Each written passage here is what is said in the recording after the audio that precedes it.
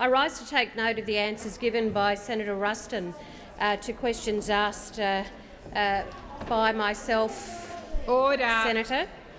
Senator McCarthy, please resume your seat. Senators, order. Please, Senator McCarthy has got the right to be heard in silence. Thank you, Madam Deputy President. And I pick up on the minister's response, and clearly, and this has been the problem with the government. It's about pick and choosing the things that work for you in the sloppiness of how this government has brought forward the CDC legislation. You've got a $2.5 million evaluation report which you have not provided to this Senate. You had said you would do it before the legislation went through to the House, and you did not. Now, let me go to the ASIC letter, and we are going to dissect this, Minister. You said in your response to my question that you did not agree with my interpretation of this letter, and I think it's important to restate this. It is clear that directing someone's social security payments to the cashless debit card does not fall under the provisions which Senator McCarthy referred to. Well, I would very much like to see the advice that you received from the department on that, because it certainly is not the advice from what ASIC says. The minister has not answered the questions of legality raised by this ASIC advice because you have not done your job properly, as well as the complete lack of independence evidence from 13 years of income management in the Northern Territory and years of trials in places like Ceduna and the Kimberley.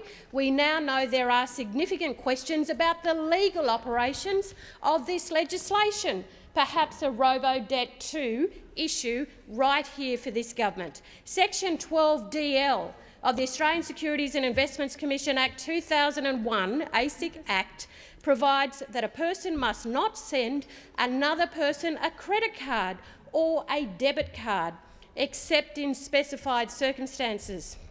These circumstances are, in summary, where the person who will be liable to the issuer of the card in respect of its use has requested the card, or in renewal or replacement of, or in substitution for a card that has been so requested or previously used for a purpose for which it has intended to be used.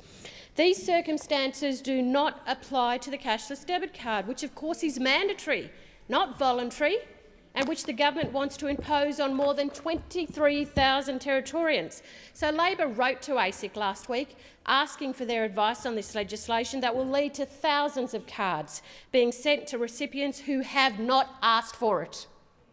They have not asked for it. That is the key to this response from ASIC.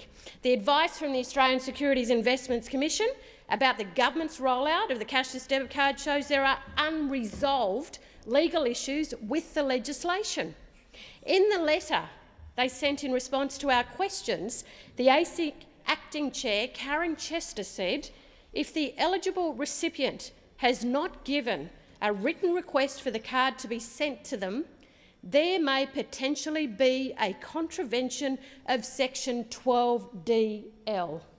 The letter goes on to say, for the benefit of senators, in 2016 an application was made to ASIC for a no-action letter in relation to the initial trial of the CDC program.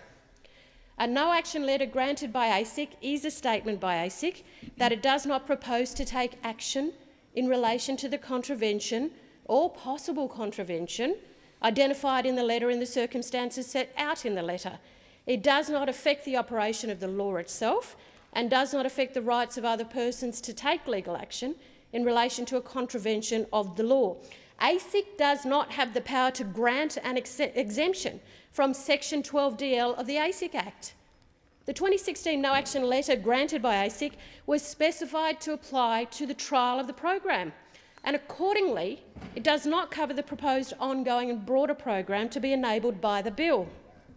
So ASIC advises the issues mainly rest with the sending of the cards, senators, the sending of the cards. And this is a key issue for potential recipients of the card in the Northern Territory and other remote areas.